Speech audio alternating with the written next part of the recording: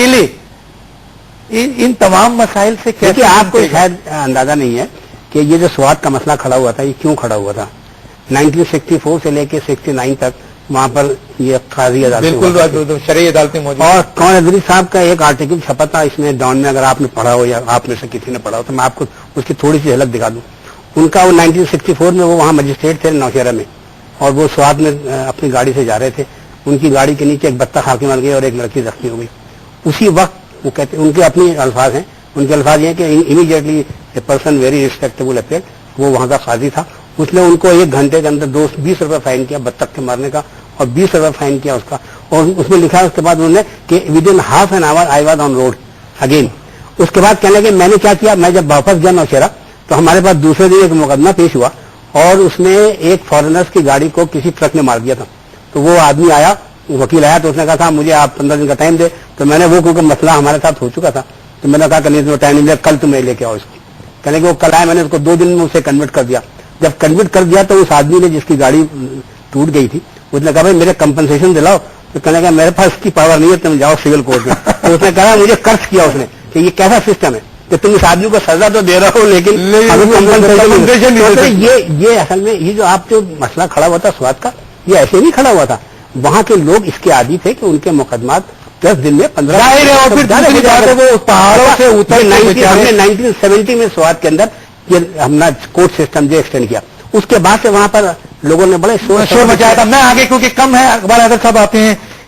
کہتے ہیں کہ اس خط میں یہ بھی ہے کہ کشکول لے کے گداگری کر رہے ہم ہیں اور یہاں ہم دیکھ رہے ہیں کہ نہ کشکول تو لے کر اس لیے گداگری کرتے ہیں کہ امریکہ کی ایک بہت ہی یو این میں پرماننٹ ریپرزینٹیٹو تھی, اس نے واضح اپنی کتاب میں کہا ہے کہ یہ جو کشکول لے کر گداگری کرتے ہیں اس کا 2/3 حصہ تو ان کی جیبوں میں گداگروں کی جاتا ہے.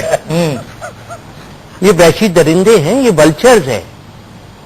کون پکڑے گا سر ان کو, کیا کیا جائے ان کا مجھے بتائیں نا, کس طرح سے مسئلے حل ہوں گے. میں نے یہ خط نہ لکھا جائے سپریم کورٹ کو مجھے بات کرنے دیں تو سر ایک جملہ کہہ دیا کریں, بتائیں کیسے پکڑیں گے. سر بالکل ان کو پکڑا جائے گا. یہ مسئلہ ہوا تھا سنگاپور میں. لیو کوان یو نے کیا کیا تھا کہ تمام اکاؤنٹس اور ساری پراپرٹی کو کنفسکیٹ کر لیا تھا ان دا نیم آف اسٹیٹ اور سب سے کہا تھا یہ تمہاری پراپرٹی ہے, اچھا دکھا دو تم نے ڈکلیئر کی ہے, کہاں تمہاری اونرشپ ہے, اچھا یہ لے جاؤ واپس. یہ تمہارا بینک اکاؤنٹ ہے, اچھا یہ بینک اکاؤنٹ واپس لے جاؤ. یہ تمہاری جیولری ہے, یہ جیولری واپس لے جاؤ. آپ کو ریڈیکل اسٹیپس لینے پڑیں گے. آپ آرڈنری وے میں ان ولچرز اور ان لٹیروں اور غاصبوں کے گردنیں نہیں پکڑ سکتے, ناکامی ہوگی. کیوں آج وزراء کی حالت یہ ہے, مجھے ایک وزیر صاحب ملے, بھائی بڑا برا حالت ہے, میں کیا کروں, میرا سیکٹری اتنا نکما ہے. میں نے کہا نکال باہر کا. کہنا مجھے اس بات کی کیا گارنٹی کہ اس کی جگہ جو دوسرا سیکٹری آئے گا وہ اس سے بھی زیادہ نکما نہ ہو. اور منسٹر کتنا یہ ایک الگ ایشو ہے. دیٹ از آلسو کہ منسٹر جو ہے وہ اپنے دفاتر میں بیٹھتے نہیں ہیں, اپنے کام کرتے نہیں ہیں, فائلیں پڑھتے نہیں ہیں, وہ ایک اور ایشو ہے. بلکہ پورا جو نظام کا اسٹرکچر ہے وہ بنیادی طور پر اس لیے غلط ہے. نہ سیکٹری اسپیشلسٹ ہے اپنے محکمے کا. کل وہ حج میں تھا, آج اسے فائنینس کر دیا یا کامرس کر دیا یا چیئرمین اسٹیٹ سیمنٹ کارپوریشن کر دیا یا اسٹیٹ لائف کارپوریشن, اور پرسوں وہ جناب چلا گیا انوائرمنٹ. سر شاہانہ کیسے کم ہو یہ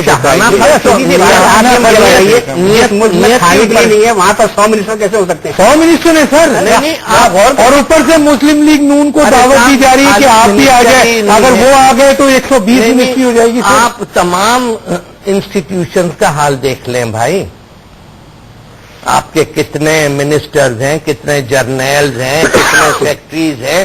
جتنے آپ نے بڑھائے اتنے ہی مسائل اور پیدا. تو پھر اس کا مطلب ہے کہ یہ خط تو پھر جائز ہوا نا سر؟ میں نے کب کہا کہ ناجائز ہے؟ میں نے کہا کہ اس کی روح اور اس میں جو تشویش کی ہے اس پر مجھے کوئی اختلاف رائے نہیں ہے.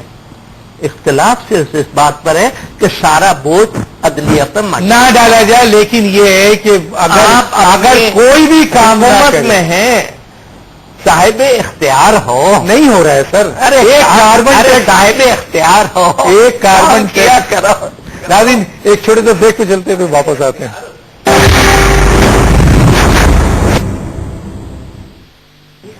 ویلکم بیک ناظرین. اچھا یہ بتائیں جناب حیدرآباد عزیز صاحب، اس کا ذکر بھی ہو گیا ہے، اس خط میں ایک بہت اہم بات لکھی گئی ہے. آپ کا پوائنٹ آف ویو کیا ہے؟ کیونکہ اس وقت اقبال حیدر بھی ہیں، جسٹس سید الحسن صدیقی، ان سے بھی پوچھیں گے.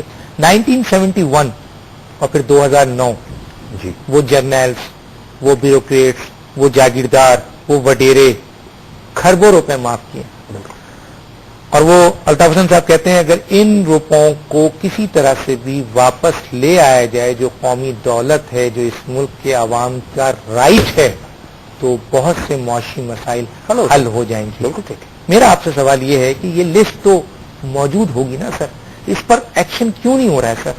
ابھی جیسے جب آپ کا وقفہ لیا آپ نے تو اقبال حضرت صاحب اور چیف جسٹس صاحب سے یہی بات ہو رہی تھی، جو چیف جسٹس صاحب نے فرمایا تھا کہ عدالت عالیہ نے وہ حکومت سے وہ فہرست عدالت عظمیٰ میں طلب کی ہے انہوں نے، تو وہ سارا ریکارڈ 1971 سے آج تک کا 2003 کی مختلف اسٹیٹ بینک کے ریکارڈ میں پوری وہ فہرست موجود ہوگی کہ جس جس کے قرضے رائٹ آف ہوئے ہیں.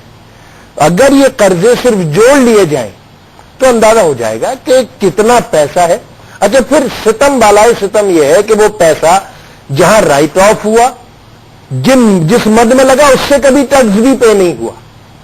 تو اگر ہم ایک طرف سوچ لیتے کہ شاید وہ پیسہ کہیں لگ کر اس سے ٹیکس جنریٹ ہونے لگا، تو وہ بھی نہیں ہوا، کیونکہ پاکستان میں بدقسمتی سے جو ٹیکس ریشو ہے وہ 70% انڈائریکٹ ٹیکسز ہے اور 30% ڈائریکٹ ٹیکسز ہے، اور 30% ڈائریکٹ ٹیکسز میں بھی سرکاری ملازمین سب سے زیادہ ہے، اس کے بعد انڈسٹریلسٹ ہے، اس کے بعد نوکر پیشہ لوگوں کے سب سے زیادہ ٹیکس ہے. کریکٹ. جاگیردار کے اوپر تو کوئی ٹیکس ہی نہیں ہے، زراعت کے اوپر کوئی ٹیکس نہیں ہے. تو یہ ساری سچویشن ایسی ہے کہ جو انتہائی خوفناک ہے.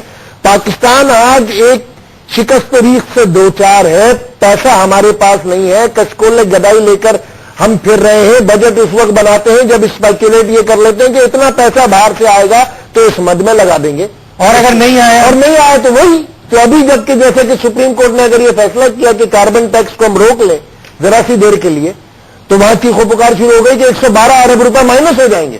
اگر وہ پیسہ جو کسی وجہ سے باہر سے آنا ہے اگر وہ نہیں آیا تو وہ ایک بڑا عذاب. یہ بتائیں جناب جی، چیف جسٹس سید الزماں صدیقی صاحب، آپ چیف جسٹس آف پاکستان رہے اور یقیناً اب لوگ جیسے الطاف حسین صاحب نے کہا ہے کہ پارلیمنٹ میں تو نظر آ رہا ہے، ان کا کہنا ہے حکومت میں کسی طرح ہماری شمولیت اس جمہوری سسٹم کو بچانے کے لیے، ورنہ اختیارات تو ان کے پاس کچھ بھی نہیں ہے، پوری پارلیمنٹ کے بعد نہیں ہے. تو میرا آپ سے سوال یہ ہے کہ پھر چیف جسٹس کی طرف لوگ دیکھیں گے، کیونکہ یہ بہت بڑی تحریک میں عوام نے ان کا ساتھ دیا ہے. تو مجھے بتائیے جو ملکی وسائل ہے، یہ جو ہمارے پاس چاندی بھی ہے، کوئلہ بھی ہے، سونا بھی ہے، آئل بھی ہے، میں نے سنا کہ تھر کا کول 27 ٹریلین جو ہے اس وقت کوئلہ ہے، جو اگر 1 لاکھ میگا واٹ بجلی پیدا کرے تو 300 سال تک پورا کیا جا سکتا ہے. تو سپریم کورٹ ان چیزوں کے اوپر کیوں نہیں ایکشن لیتی؟ سپریم کورٹ لے رہی ہے ایکشن، کیسے نہیں لے رہی؟ آپ جیسا کہ 8 سال سے یہ مسئلہ ہمارے پاس یہ وسائل پڑے ہیں. دیکھیے سپریم کورٹ کے اوپر کوئی ایک ہی کام تو نہیں ہے نا، صرف بہت سارے کام ہیں جو وہ کرتے ہیں. اس کا نارمل لٹیگیشن بھی ہے، یہ لٹیگیشن بھی ہے. اور دیکھیے یہ جہاں تک